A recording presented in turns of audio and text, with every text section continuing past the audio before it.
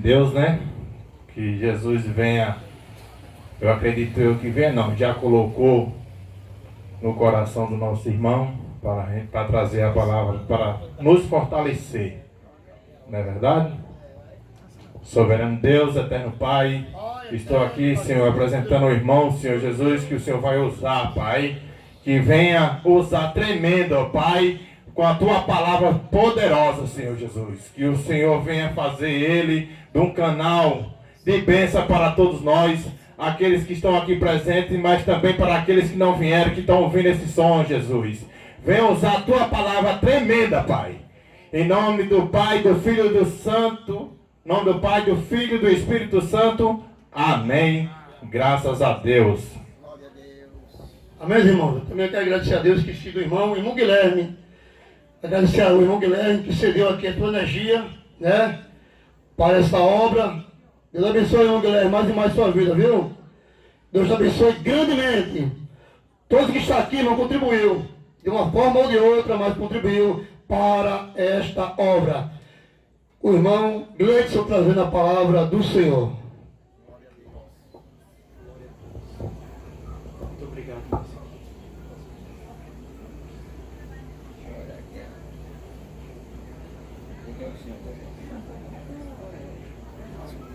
Aleluia, Deus. Aleluia.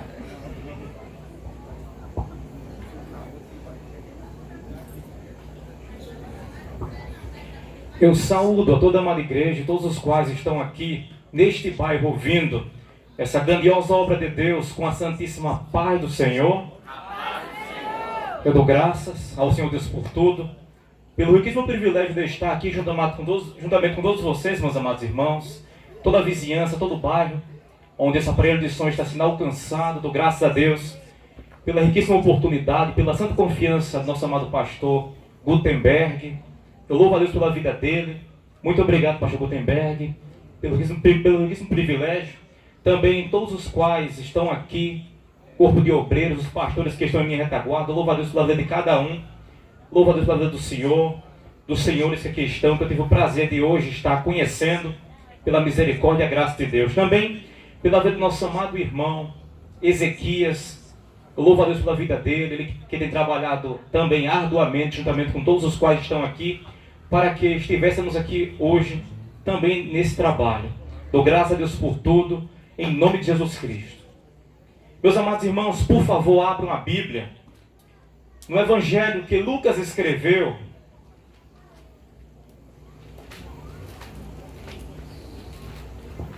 Lucas, capítulo de número 13, versículo desde o 24 até o 28. Lucas, capítulo 13, versículo desde o 24 até o 28.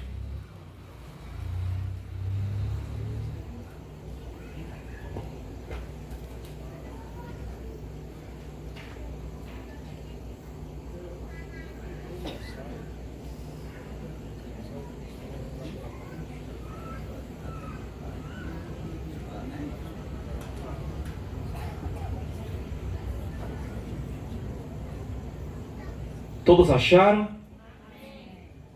Está escrito, Jesus Cristo disse: porfiai por entrar pela porta estreita, porque eu vos digo que muitos procurarão entrar e não poderão. Quando o pai de família se levantar e fechar a porta, e começardes a estar de fora, e a bater a porta dizendo: Senhor, Senhor, abre-nos. E ele respondendo, vos disser: não sei de onde vós sois. Então começareis a dizer: temos comido e bebido na tua presença, e tu tens ensinado nas nossas ruas. E ele vos responderá: digo-vos que não sei de onde vós sois. Apartai-vos de mim, vós todos os que praticais a iniquidade. Ali haverá choro e ranger de dentes, quando virdes Abraão e Isaque e Jacó, e todos os profetas no reino de Deus, e vós lançados fora. Amém. Podem sentar, meus irmãos, em nome de Jesus Cristo.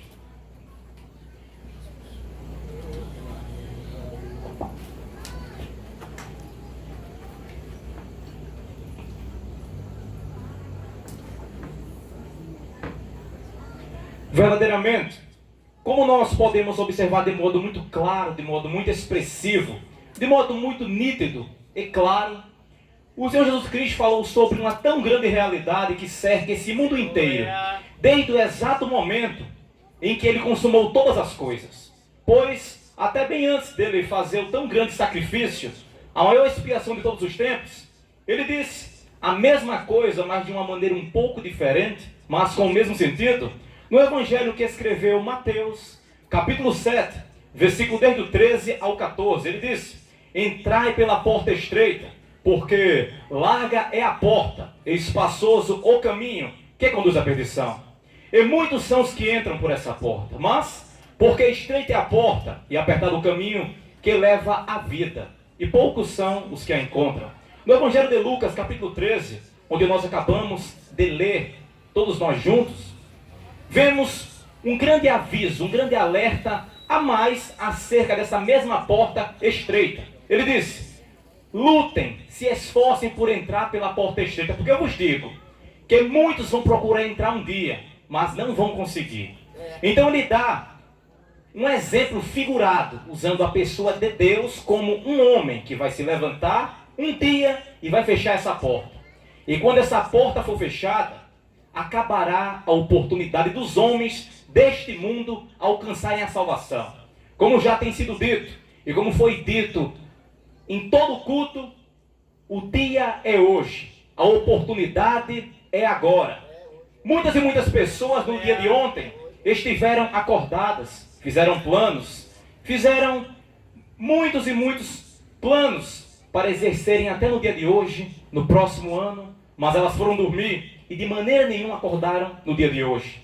Assim é a nossa vida. É como uma vela, popularmente assim dizem, soprou, apaga. Se nós estamos vivos no dia de hoje, verdadeiramente é por causa da misericórdia do Senhor. É por essa razão que nós não somos consumidos. E bem como falou o nosso Senhor Jesus Cristo, chegará um dia em que a porta da salvação será fechada, e é o próprio Deus que vai fechar. Quando ele fechar, os homens vão correr de um lado para o outro, e de maneira nenhuma encontrarão a oportunidade. Porque, como bem sabemos, Jesus Cristo não veio a esse mundo de maneira nenhuma para nos dar benefícios terrenos. Ele veio para levar cativo os pecados de todos os homens nas costas dele. Ele subjugou Satanás para acabar com o império da morte, para dar aos homens que fizerem a sua vontade a vida eterna. E como bem sabemos, ele foi até o Calvário, transpirou sangue, como ele próprio disse, no capítulo de número 27 do Evangelho de Mateus, versículo de número 46. E também Marcos capítulo 15, versículo 34, ele disse, quando estava sendo crucificado: Deus meu, por que me desamparastes? No capítulo 59 do livro do profeta Isaías, versículo 2, está escrito que os pecados que os homens praticam fazem separação entre eles e Deus. E os pecados que os homens praticam encobrem o rosto de Deus, para que Deus não os veja. Ele se tornou pecado por nós e levou sobre si as nossas iniquidades. O castigo que nos traz a paz estava sobre ele, e por essa razão, naquele momento, Deus se afastou do próprio Filho, porque ele virou pecado por nós. No capítulo de número 53, do profeta Isaías, do versículo 1 até o 12, está escrito toda a vida de Jesus Cristo, resumida nos 12 versículos, mas completa absolutamente. O profeta, profetizando muitos e muitos anos antes da volta de Cristo, a primeira volta, digo especificamente, que é a qual ele veio em carne, como bem sabemos, ele disse a seguinte coisa, desde o versículo 1 até o 12. Quem deu crédito à nossa pregação? E a quem se manifestou o braço do Senhor? Porque foi subindo como um renovo perante ele. E como a raiz de uma terra seca, ele não tinha parecer, nem ele tinha formosura. Falando sobre a aparência de Jesus Cristo. E nós, olhando para ele, nenhuma beleza víamos para que o desejássemos. Ele era desprezado e o mais indigno entre os homens. Homem de dores, experimentados nos trabalhos, e como um de quem os homens escondiam o rosto. Era desprezado, e não fizemos dele caso algum. Verdadeiramente, ele tomou sobre si as nossas enfermidades e as nossas dores, ele levou sobre si. E nós o reputamos por aflito, ferido de Deus e oprimido. Mas ele foi ferido pelas nossas transgressões, e moído pelas nossas iniquidades. O castigo que nos traz a paz estava sobre ele, e pelas suas pisaduras fomos sarados.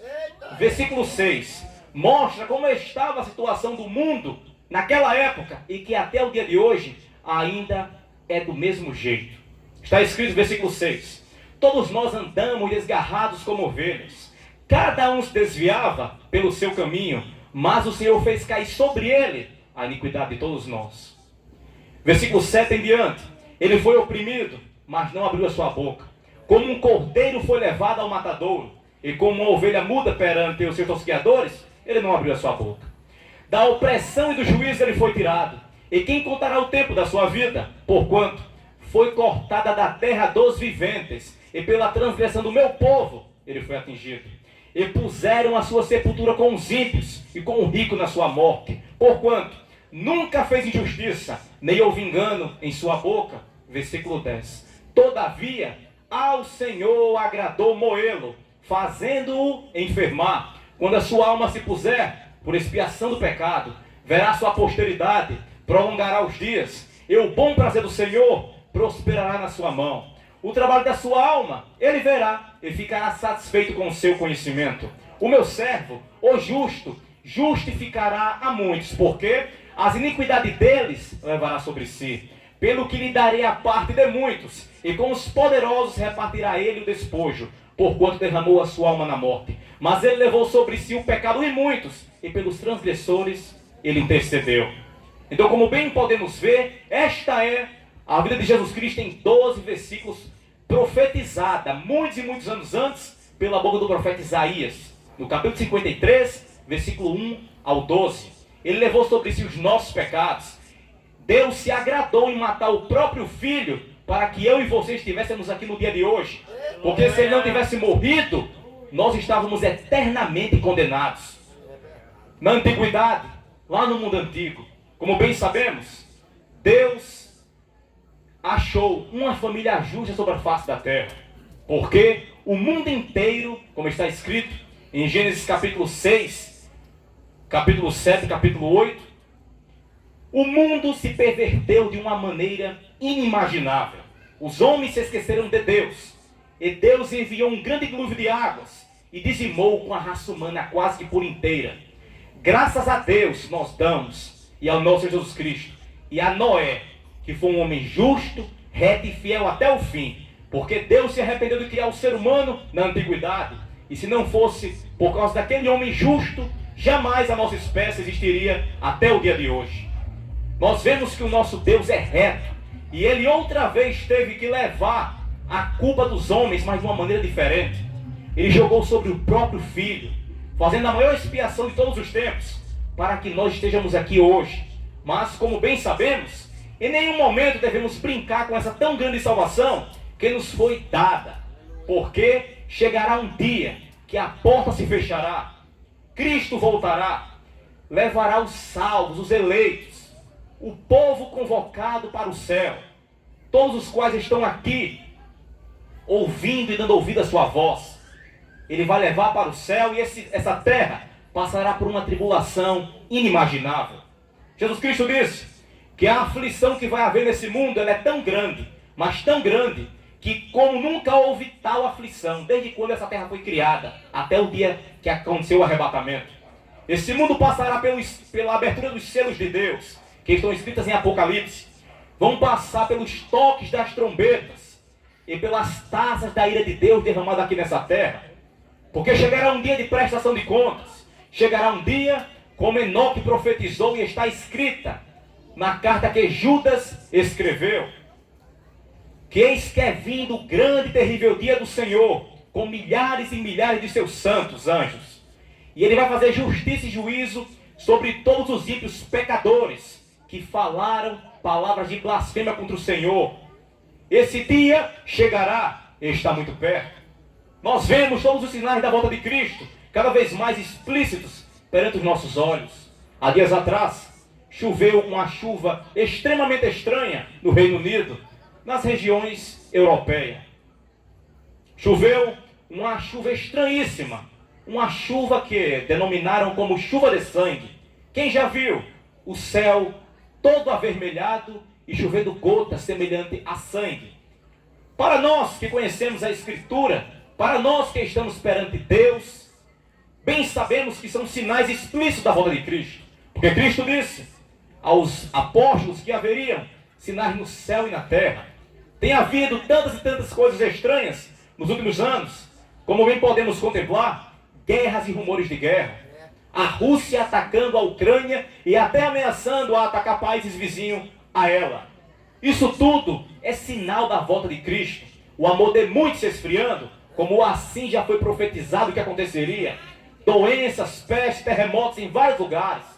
Houve um terremoto bem próximo da Europa, que ficou quase 3 meses em atividade. Destruiu por inteiro aquela ilha. E Deus falou há meses atrás, ano passado, pela boca de um servo dele, que iria destruir uma terra muito grande aqui no mundo. E Deus fez. 3 meses depois, estourou esse vulcão, morreram pessoas e dizimou, o lugar está inabitável. Tudo isso é sinal da volta de Cristo.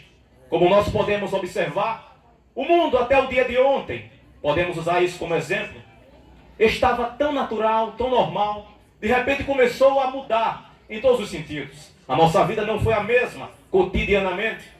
Hoje, temos que usar máscara, tomar uma vacina e ter um passaporte dizendo que tomou ela. Para as pessoas que conhecem a Escritura, sabem muito bem o que isso significa. Não é a marca da besta, mas é o início, a amplitude para que chegue a sua marca. Este é o governo do anticristo sendo estabilizado na face da terra. Se você ler um arquivo que foi publicado em todos os países do mundo, está no site da ONU, as Organizações Unidas, foi publicado no ano passado, se chama Agenda 2030. Se você pesquisar, você verá que se reuniram todos os presidentes de todos os países do mundo no ano passado e eles elaboraram e lançaram uma agenda global. Agenda esta que começou o início ano passado e se cumprirá até 2030. Essa agenda está todas as metas e os objetivos do governo mundial. Se você ver os objetivos que lá estão, você verá expressamente que é o plano diabólico do anticristo. Conforme profetizou Daniel, conforme falou Jesus Cristo, os profetas, o apóstolo Paulo, o apóstolo João e todos os servos de Deus que estão na Escritura, ele terá uma boca que fala maravilhosamente. Ele colocará paz na terra. Ele vai enganar esse mundo com um engano. Nós vemos explicitamente esse plano nesse arquivo que eu falei a vocês. Agora, meus amados irmãos, está publicado em todos os países do mundo, cada qual no seu idioma, inclusive no Brasil. Até 2030 isso se cumprirá. Estamos muito perto de ver Jesus Cristo voltando e o governo do anticristo entrando em ascensão. Nós temos que atentar os nossos ouvidos cada vez mais, não apenas para isso, porque já é uma coisa seríssima, mas tanto mais ainda para a eternidade das nossas almas. Como bem sabemos, a nossa vida é muito semelhante a uma vela, soprou, apaga. E ainda que ninguém sopre, chegará um dia que aquele fogo destruirá a vela inteira e ela vai chegar no final. E acaba a vida também. Como bem sabemos, a nossa vida é muito semelhante também a uma flor. Como falou Tiago, seca-se a erva e cai a flor. Mas aquele que confia em Deus permanece para sempre, significando que alcançará a vida eterna. Como bem sabemos, a eternidade espera por cada um de nós, como está escrito no Salmo 89, versículo 48. 2 perguntas impossíveis do ser humano escapar. Está escrito: que homem é que viva e não veja a morte? A segunda pergunta é: ou quem poderá livrar a sua alma do poder do mundo invisível? Isso significa a eternidade. E a resposta é: ninguém. Porque não existe nenhum ser humano na face dessa terra que vai viver e que nunca vai morrer. E também não existe ninguém que contenha a sua alma dentro do seu corpo quando você morrer, para ela não dar de cara com a eternidade. Todos nós iremos prestar conta da nossa vida, desde o qual não conhece a verdade, até o qual serve ao Deus Altíssimo, o Criador e Dominador sobre todas as coisas. Todos nós iremos prestar conta da nossa vida.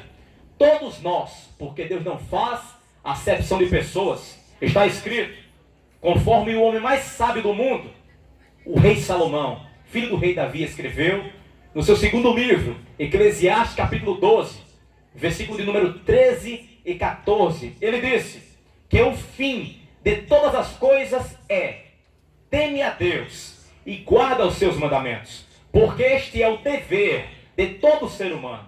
Porque Deus há de trazer a julgamento toda obra que fizermos, quer seja bom ou mal, e até aquilo que está encoberto Deus trará a juízo a partir do momento que você morrer. Porque nós temos um corpo, e como bem sabemos, foi dito pela boca do próprio Deus para Adão e para Eva: tu és pó, do pó tu veio, ao pó tornarás. Nós iremos morrer. O corpo vai para a sepultura, mas você tem um espírito que é o fôlego de vida de Deus. E como está escrito em Eclesiastes capítulo 12, e ainda versículo 7, quando nós morremos, o espírito volta para Deus, mas a nossa alma, ela comparecerá diante de um julgamento eterno. Como está escrito também na carta aos Hebreus, capítulo 9, versículo 27, que como aos homens está ordenado morrer apenas uma vez, vindo depois disso, o julgamento. Nós iremos individualmente prestar conta da nossa vida diante de Deus. E como bem sabemos, aquele que não for achado com o nome escrito no livro da vida, será lançado no lago de fogo. Esta é a segunda morte. O nosso Senhor e Salvador Jesus Cristo, ele falou a tão grande realidade que é a eternidade. Há muitas pessoas em todo o mundo que acreditam que quando morrerem, deixarão de existir. Outras acreditam plenamente que irão reencarnar em outro corpo, em alguma época da história, perante os séculos. Outros acreditam que cuidarão de um planeta quando partirem dessa terra. E outros acreditam em tantas e tantas outras coisas pelo mundo afora. Mas tudo isso é um tremendo engano. Porque o próprio Senhor Jesus Cristo, ele disse a tão grande realidade, a pura verdade acerca da eternidade, da vida após a morte. Está escrito no Evangelho que Lucas escreveu, capítulo de número 16, versículo desde o 19 até o 31. Jesus Cristo, ele contou o que é que acontece quando o homem morre nessa terra, seja lá quem for ele. Jesus Cristo contou uma história relatando sobre a vida de dois seres humanos que viveram aqui nesse mundo e que já não se encontram nessa terra como nós se encontramos nesse presente momento. Jesus Cristo disse, desde o versículo 16, desde o versículo 19, capítulo 16, até o 31, ele disse: ora, havia um homem rico que se vestia de púrpura e de linho finíssimo.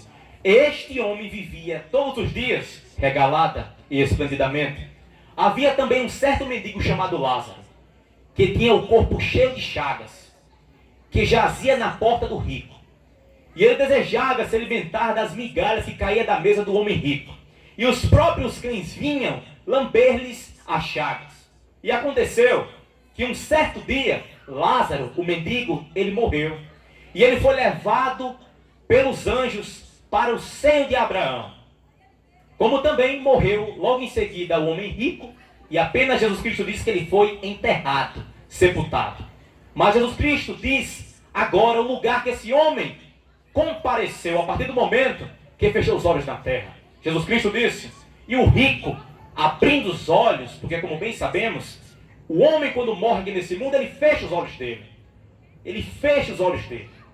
Mas, fechando os olhos, o rico na terra, abriu os olhos estando na eternidade. Ele era um homem que não temia a Deus. Ele não obteve, não alcançou a salvação, a vida eterna. E Cristo falou o destino que ele tomou logo após ter partido dessa terra. Cristo disse, e ele abrindo os olhos estava no Hades, que é a tradução para o português, significa mundo dos mortos, ou inferno. Ele estando no Hades, abriu os olhos, e ele ergueu os olhos e olhou lá para cima, porque quem está no inferno consegue ver quem está no céu também. Ele olhou para cima e olhando, ele viu aquele homem que antes era um mendigo que vivia na porta dele. E ele também teve plena consciência de quem era Abraão. Porque quando ele olhou, ele conheceu e clamou pedindo ajuda a Abraão. O mesmo Abraão, pai de Isaac e de Jacó. Ele disse: Pai Abraão, tem misericórdia de mim. E manda que Lázaro venha até aqui e toque na minha língua com seu dedo molhado com água, porque eu estou sendo atormentado nesta chama. Então Abraão respondeu para ele: Filho, lembra-te que tu tiveste teus bens em tua vida, e Lázaro apenas teve males. Agora, este é consolado, e tu atormentado. E além disso, está posto um grande abismo entre nós e vós, de sorte que os que quisessem passar daqui para vós, não poderiam, nem tampouco os de lá passar para cá. O rico viu que não tinha jeito para ele. Mas, antes que prossigamos nos versículos seguintes, observemos como está a situação desse homem. Era um homem rico, vivia regalado e esplendidamente, tinha tudo que qualquer um deseja ter aqui nessa terra, nessa vida terrena. Mas quando ele morreu, ele está em um estado extremo de desgraça e miséria, de forma inimaginavelmente impossível de descrever, a um ponto dele desejar um dedo molhado com água para matar a sede dele. Isso é para nós vermos o teor do sofrimento que aquele homem está passando. Ele desejou um dedo molhado com água. E ele disse: eu estou sendo atormentado nessa chama. Isso é para nós vermos que quando o ser humano morre, ele não fica dormindo aguardando o dia do juízo final. Ele não fica dormindo de jeito nenhum. Esse termo, dormir, na Bíblia, não significa literalmente que a pessoa dormiu. Esse termo, dormir, na Bíblia, significa que a pessoa morreu. Por isso que no livro de Reis e Crônicas, quando os reis morriam, está escrito: e reinou tantos anos e dormiu com seus pais. Não significa que ele está dormindo literalmente, significa que ele morreu. Ele foi sepultado no sepulcro onde estavam os pais deles. Pois nós vemos de modo muito claro que pela boca do próprio Jesus Cristo, contando essa história real sobre a vida após a morte. Perguntemos a nós mesmos: aquele homem está dormindo ou acordado sofrendo no inferno? É muito claro que ele está sofrendo e clamando por ajuda. Como bem podemos observar a continuidade. Ele disse: eu te rogo então, pai Abraão, que tu mandes ele na casa de meus pais, porque eu tenho 5 irmãos lá na terra, a fim de que lhes dê testemunho, para que também não venham para esse lugar de tormento. Ele ouviu a seguinte resposta: lá na terra eles têm Moisés e os profetas, ouçam-nos. Ele disse: não, pai Abraão, mas se ele fosse lá na terra ter com eles, eles iriam se arrepender. Sabe o que significa isso? Aqui na terra nós temos Moisés, que por interpretação é a lei de Deus, a lei de Moisés. Os mandamentos eternos que podem salvar a minha e a sua vida.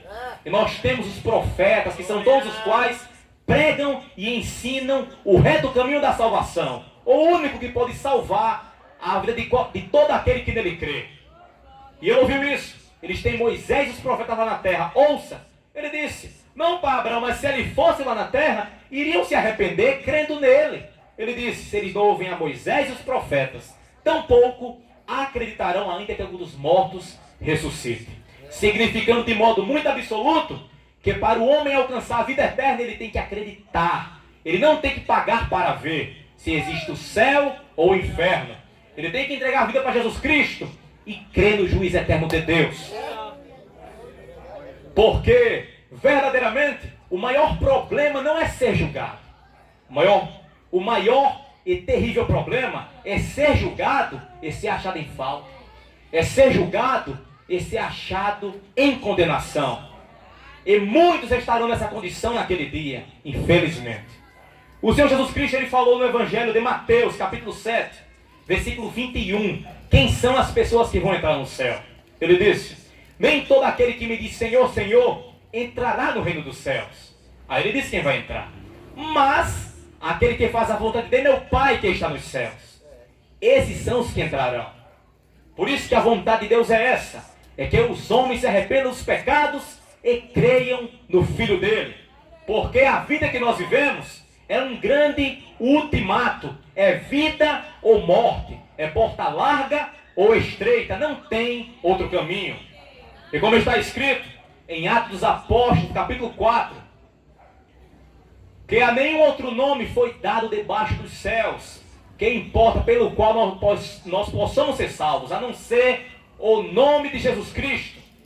Apenas Ele é o caminho, a verdade e a vida, como disse João, no capítulo 14 do Evangelho, versículo 6. E também o apóstolo Paulo falou a seguinte coisa, na carta aos Gálatas, capítulo 1, versículo de número 8. Ele disse: se algum anjo descer do céu, ou até algum de nós, pregar um evangelho diferente do qual está na Bíblia Sagrada, que ele seja amaldiçoado, anátema, significando que a palavra da Bíblia Sagrada, a palavra eterna de Deus, é o único caminho que pode salvar o ser humano.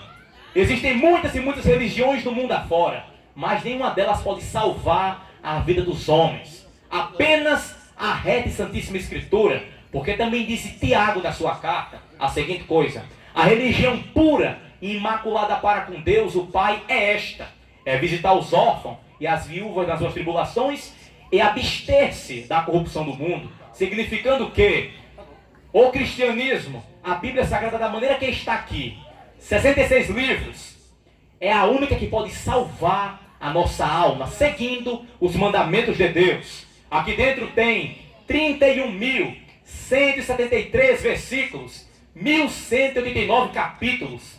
É o caminho para salvar a vida dos homens que habitam aqui nessa terra. É olhando para Deus, é olhando para Jesus Cristo.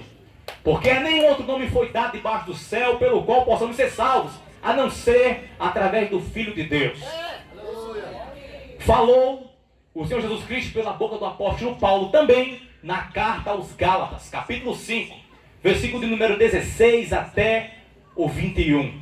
Está escrito: andai em espírito, e não cumprireis as concupiscências da carne, porque a carne cobiça contra o espírito, significando que o ser humano ele é tentado. Porque a carne cobiça contra o espírito, e o espírito cobiça contra a carne.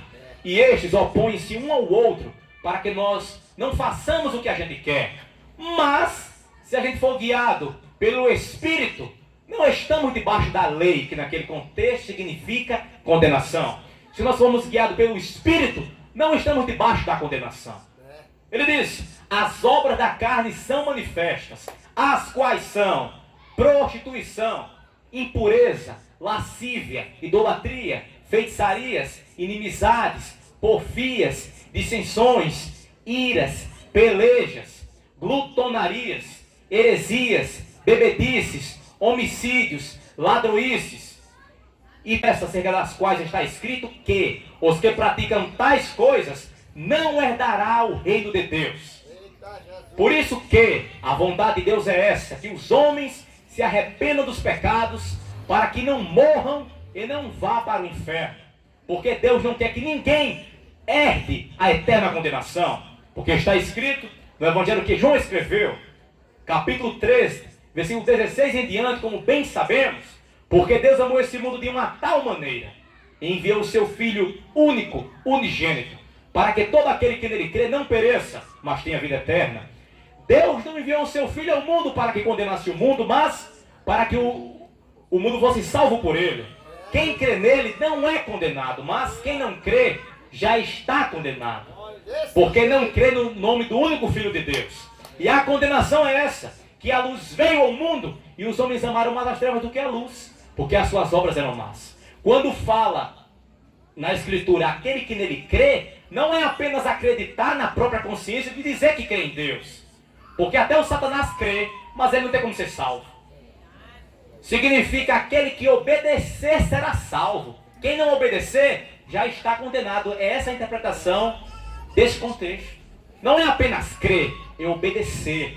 Por isso que falou também o Senhor Jesus Cristo, ainda no Evangelho de Mateus, capítulo 5, versículo número 29, ele disse: se o teu olho direito te escandalizar, arranca ele e lança ele para longe de ti, porque te é melhor que se perca um dos membros e tu alcance a vida eterna do que tu ter todo o teu corpo lançado no inferno. Sabe o que significa isso? É uma palavra figurada. Ele não quer que nenhum de nós arranquemos os nossos olhos, o globo ocular, e lance fora. Ele não está dizendo isso.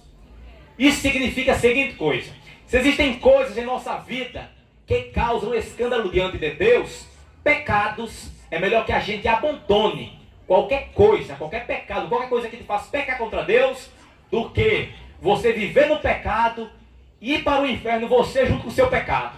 Este é o grande ultimato, este é o grande mandamento que Deus dá à raça humana, a todos nós, que nós se arrependamos dos pecados e olhe para o Filho de Deus, para que assim venham os tempos de refrigério pela presença do Espírito Santo de Deus, como assim pregou o apóstolo Pedro em Atos dos Apóstolos. Porque todos nós iremos nos depararmos com um grande julgamento das nossas almas. A partir do momento que você fechar os seus olhos, você comparecerá perante aquele que tem os olhos como chama de fogo, a face tão mais resplandecentemente como a luz do sol. Nós iremos prestar conta da nossa vida, porque tanto falou o homem mais sábio do mundo em Eclesiastes capítulo 12, versículo 13 ao 14, como falou também o apóstolo Paulo na carta aos Romanos, capítulo 14, versículo 11 e 12. Ele disse: pela minha vida, diz o Senhor, todo joelho se dobrará diante de mim, e toda língua confessará a Deus, de maneira que cada um de nós dará conta de si mesmo a Deus. Também falou o apóstolo Paulo na carta aos Coríntios, na segunda carta, capítulo 5, versículo 10, ele disse que todos nós havemos de comparecer diante do tribunal de Jesus Cristo, para prestarmos conta da nossa vida, pelas coisas e as obras que nós temos praticado no corpo, quer seja bom ou mal. Aleluia, Deus. Glória. Todos nós iremos prestar conta da nossa vida diante de Deus. E esta é uma tão grande realidade que deve estar pairando na nossa consciência diariamente. Todos os quais estão ouvindo esse aparelho de som, se você morrer hoje, para onde irá a sua alma? Para onde irá a sua vida eternamente? Porque Jesus Cristo disse que no inferno o fogo nunca se apaga, o verme nunca morre, é tormento de dia e tormento de noite, nunca terá fim, nunca terá fim. Nós iremos passar por dois julgamentos. As pessoas que estão no seio de Abraão, elas vão sair um dia de lá, e elas entrarão na Nova Jerusalém, a cidade que Deus criará. Lá não haverá sol, porque Deus e Cristo ilumina toda a cidade. Mas as pessoas que estão hoje no Hades, no inferno, elas sairão de lá também um dia, para irem para um lugar excessivamente e infinitamente pior do que o próprio inferno atualmente. O apóstolo João, ele viu esse grande dia, o grande dia do juízo final. Está escrito no capítulo de número 20 do livro de Apocalipse, o último livro da Bíblia. Apocalipse capítulo 20, versículo desde o 11 até o 15. O apóstolo João viu o grande dia do juízo final, o dia que todos nós, que toda a raça humana estará diante do grande tribunal. Ele disse: e vi um grande trono branco, e o que estava sentado sobre ele, de cuja presença fugiu a terra e o céu, e não se achou lugar para eles. E vi os mortos, os grandes e os pequenos, que estavam diante do trono. Uma observação: não imagine que João viu pessoas altas e baixas, não. Esse termo, grandes e pequenos, na Bíblia, significa que ele viu pessoas de alta classe da sociedade e pessoas civis, pessoas humildes, significando que para Deus não existe acepção de pessoas. Lá estarão reis, presidentes, governantes, juízes, advogados, homens ricos e pobres. Todos comparecerão diante do grande julgamento e ninguém há que consiga escapar. E ele continua dizendo: e abriram-se os livros, e abriu-se outro livro, que é o livro da vida. E os mortos foram julgados pelas coisas que estavam escritas nos livros, segundo as suas obras. E a morte e o inferno deram os mortos que neles havia, e também o mar, e foram julgados cada um segundo as suas obras. E a morte e o inferno foram lançados no lago de fogo. Esta é a segunda morte. Versículo 15. E aquele que não foi achado com o nome escrito no livro da vida foi lançado no lago de fogo. Esta é a segunda morte. Para se ter um nome escrito no livro da vida, é extremamente e absolutamente necessário entregar a vida a Jesus Cristo, se apartar do pecado e fazer a vontade dele, para que ele possa escrever o nome nos céus, e de maneira nenhuma se apagará, se assim andarmos conforme a sua vontade. Você que está ouvindo este aparelho de som, essa tão grande e formosa obra de Deus, que o Senhor Deus trouxe até aqui, para que assim se fizesse, entregue a sua vida a Jesus Cristo. Não deixe para amanhã, porque o amanhã pode muito bem não chegar para você de maneira nenhuma. A nossa vida pode acabar no dia de hoje. Nós temos um prazo de validade. Nenhum de nós sabemos o tempo de vida que iremos viver. Todos os dias morrem em torno de 150 mil pessoas em todo o globo terrestre, segundo os dados estatísticos das organizações dos Estados Unidos da América. Morrem em média 150 mil pessoas. Muitas dessas pessoas estavam vivas ontem, muitas estão morrendo agora, e muitas vão morrer amanhã, até a volta de Cristo, que está muito perto de chegar. O governo do anticristo está estabilizando sobre toda a face da terra. Chegou máscara, chegou vacina e agora passaporte Covid. Não é ainda a marca da besta, mas é a amplitude para acostumar o ser humano, para adaptar o ser humano a essa nova ordem, a esse novo comportamento. Porque o apóstolo João viu o governo do anticristo há 2000 anos atrás. Deus mostrou para ele o fim de todas as coisas de modo muito claro e detalhado. Está escrito no capítulo de número 13 de Apocalipse, versículo 15 e 16. Ele viu o governo do anticristo.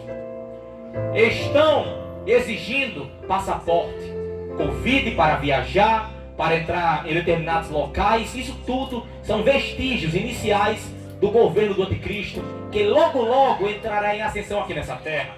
E os que ficarem aqui não escaparão de jeito nenhum. João disse, versículo de número 15 a 16. Ele viu a visão do governo do anticristo na terra. Ele disse a seguinte coisa: e faz que a todos, pequenos e grandes, ricos e pobres, servos e livres, lhes seja posto um sinal na testa ou na sua mão, para que ninguém possa comprar ou vender, a não ser quem tiver o sinal, a marca da besta. Nós vemos o princípio, o início disso, no nosso presente momento. E juntando todos os sinais, todas as profecias, tudo se encaixa que estamos na época final. Jesus Cristo está voltando, está muito perto o dia da nossa redenção. Você que ainda não entregou a vida para Jesus Cristo, não perca tempo, não viva pagando pela sorte. Salve a tua alma por ti mesmo, porque cada um de nós dará conta de si mesmo a Deus. Nenhum de nós temos como salvar a alma um do outro. Nós temos como admoestar, aconselhar, ensinar a seguir o único caminho, que é Jesus Cristo. Ele disse a seguinte coisa nos 3 evangelhos, Mateus, Marcos e Lucas. Mateus capítulo 16, versículo 24, 25 e 26. Marcos capítulo 8, versículo 34, 35 e 36. E Lucas capítulo 9, versículo 23, 24 e 25. A seguinte coisa nos 3 evangelhos, nas 3 passagens que eu fiz menção agora. Ele disse: vi uma grande multidão seguindo ele. Ele virou e disse: se alguém quiser vir após mim, negue-se a si mesmo, tome a sua cruz a cada dia e siga-me, porque qualquer um que quiser salvar a sua vida, terá que perder, e todo aquele que salvar a sua vida por amor de mim, esse a salvará. E no último versículo ele disse: porque o que adianta o homem ganhar o mundo inteiro e perder a sua alma? Ou o que o homem dará o resgate da sua alma.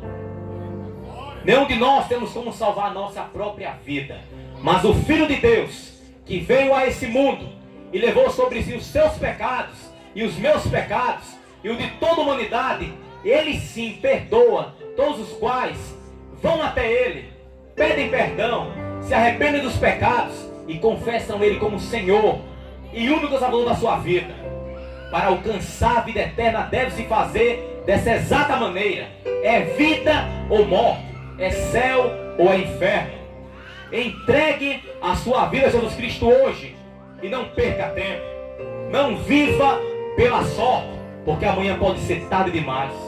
Você prestará conta diante de Deus. E se você estiver em pecados, se você não alcançar a salvação, se você não se arrepender, você vai passar a eternidade no inferno. E não tem como sair de lá de maneira nenhuma. É impossível sair do inferno. O profeta Isaías, ele falou a seguinte coisa, no capítulo 8 do livro, versículo 20, 21 e 22. No versículo 20 ele fala a absoluta e única realidade da salvação. Ele diz: a lei e ao testemunho, se eles não falarem segundo esta palavra, eles nunca verão a alva. Esse termo alva, por interpretação figurada, significa amanhecer, luz, que por interpretação absoluta significa a salvação. Se os homens não andarem segundo a vontade de Deus, seguindo esta palavra, guardando os mandamentos, eles nunca alcançarão a salvação. Versículo 21 e 22, o profeta Isaías, ele fala de uma maneira figurada a situação de todos os seres humanos que não alcançarem a salvação. Ele diz no versículo 21 e 22, a consequência e o destino das pessoas que não querem a salvação. Ele diz é a seguinte coisa: e olhando para a terra, haverá angústia e escuridão. E será que os homens, tendo fome, enfurecendo-se, amaldiçoarão ao seu rei e ao seu Deus, olhando para cima? Versículo 22, e olhando para a terra, haverá angústia e escuridão. E os homens serão entenebrecidos com ânsias e serão arrastados para a escuridão, significando o inferno de modo figurado. Esta é a vida dos homens que vivem sem a salvação. Este é o destino das pessoas que morrerem sem Jesus Cristo. Sofrerão aqui nessa terra, passarão a grande tribulação e no final de tudo vão ser arrastados para o inferno. Esse é o destino de quem despreza a tão grande salvação que nos foi dada pelo Filho de Deus. Entregue sua vida hoje para Jesus Cristo.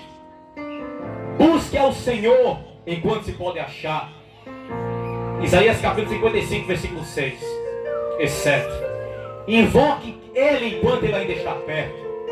Deixe o homem ir para o seu caminho, e o homem maligno deixe os seus pensamentos, e se converta ao Senhor, que se compadecerá dele. Torne para o nosso Deus, porque Ele é grandioso em perdoar. Entregue a sua vida a Jesus Cristo, e Ele te perdoará. Ele apagará os seus pecados.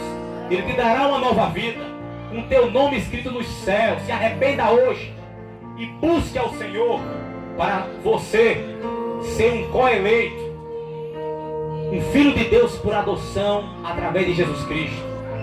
Entregue sua vida hoje, porque amanhã pode ser tarde demais.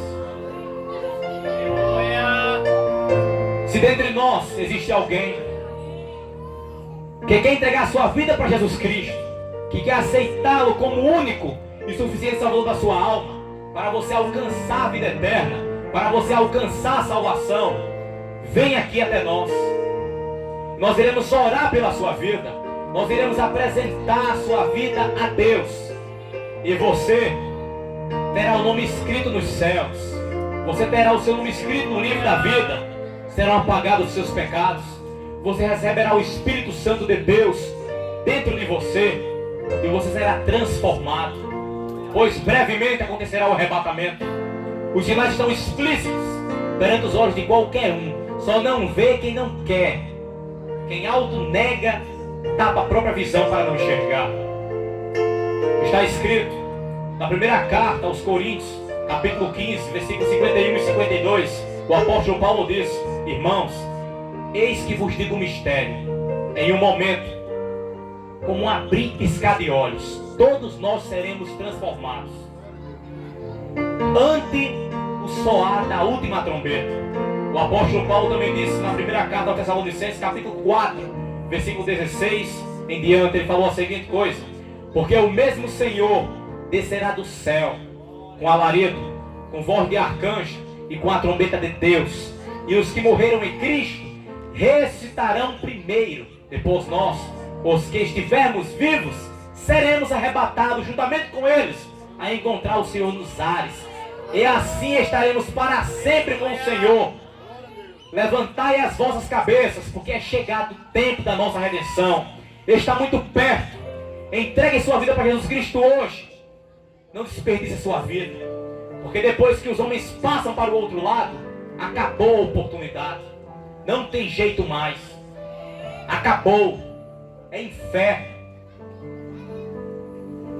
Meus amados irmãos, já é chegado a minha hora. Eu quero bem resumidamente contar uma experiência que o Senhor Deus me deu no mês passado, no dia 20 do mês passado. Até nesse dia, eu mencionarei ele aqui porque eu estava na casa dele, o nosso amado irmão Isaías, que está aqui tocando esse teclado. Estávamos na casa dele, eu e o amado irmão Ivo, juntamente com a mãe dele, conversando sobre experiências que Deus deu a todos nós. E chegando em casa naquela noite, da madrugada do dia 19 para o dia 20, eu fiquei até 3 da manhã acordado e orei a Deus a seguinte coisa. Eu falei: Senhor, por favor, me mostra, me leva em espírito lá no céu, porque eu compreendo plenamente todo o entendimento e conhecimento da Tua Santíssima Escritura que o Senhor me deu. Eu já li sobre o céu, mas por favor, meu Deus, me leva lá em espírito, porque eu queria ver com os meus próprios olhos antes que eu parta desse mundo e vá para o céu. Assim foi a oração que eu fiz ao Senhor. 4 da manhã mais ou menos eu fui dormir. Quando eu fui dormir, Deus me levou a um lugar, primeiramente perante uma grande floresta.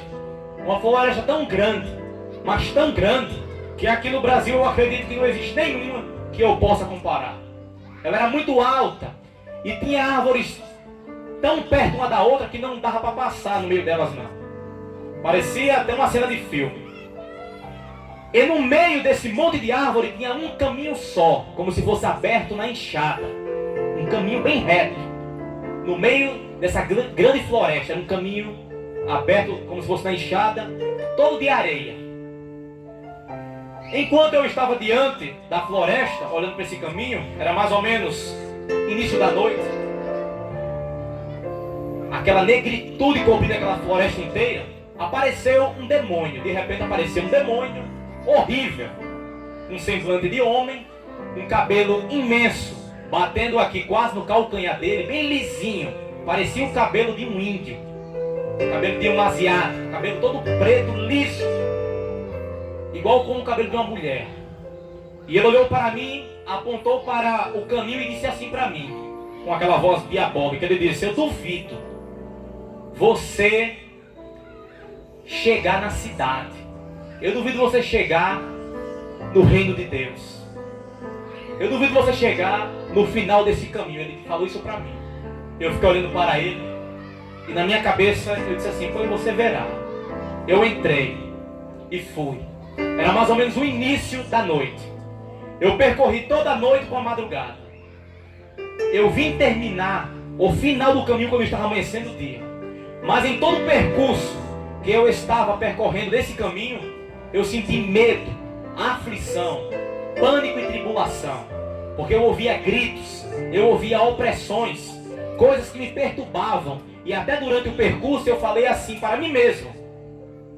Nessa experiência eu falei: meu Deus, se a pessoa não tiver coragem, a pessoa volta. Porque é tenebroso o sentimento que eu senti nesse caminho. Sabe o que significa esse caminho, meus amados irmãos? A porta estreita, a vida do crente, as aflições. a luta que nós temos que passar para alcançar o galardão eterno, a vida eterna. Porque falou o apóstolo Paulo na carta aos Filipenses, capítulo 1, versículo 29, a seguinte coisa: porque a vós vos foi concedido em relação a Cristo, não somente crer nele não, como também padecer por ele. E eu cheguei ao final desse caminho, já estava amanhecendo o dia, eu fui percorrendo, olhei para trás, já tinha acabado a floresta, era aquele chão bem grande, era uma rocha única, bem grande, uma rocha única, era uma rocha, o chão era uma rocha, e eu fui caminhando, chegando a alguns metros de distância do final da floresta, eu olhei um lugar que estava mais ou menos uns 200 metros de mim, estava um lugar muito iluminado, uma luz que não tem como comparar com nada nesse mundo, uma luz muito grande descendo ali, era uma cidade, estava uns 200 metros de mim. De repente, quando eu olhei, eu ouvi pisadas de cavalo, muito veloz correndo atrás de mim. Quando eu olhei para trás, era aquele mesmo demônio que apareceu, vindo atrás de mim. Os pés dele não eram de cavalo, era de homem. E ele não corria como o ser humano corre aqui. Os pés dele corriam assim, batendo um no outro, subia o joelho. É uma coisa estranha, aqui na terra não tem como um ser humano correr assim. Ele corria, e a pisada do pé dele era de cavalo, cavalgando muito rápido. Quando eu vi ele vindo atrás de mim, com um olhar cheio de fúria, querendo me consumir com os próprios dentes dele, ele vinha com uma ira que ninguém nessa terra consegue ter. Ele iria me destruir. Quando eu vi que ele vinha atrás de mim, eu corri. Fui correndo até o final dessa rocha. Tinha uma divisão que separava a rocha para a calçada das dadas celestial. Eu corri e consegui chegar lá primeiro do que ele, porque ele queria me pegar. Quando eu caí na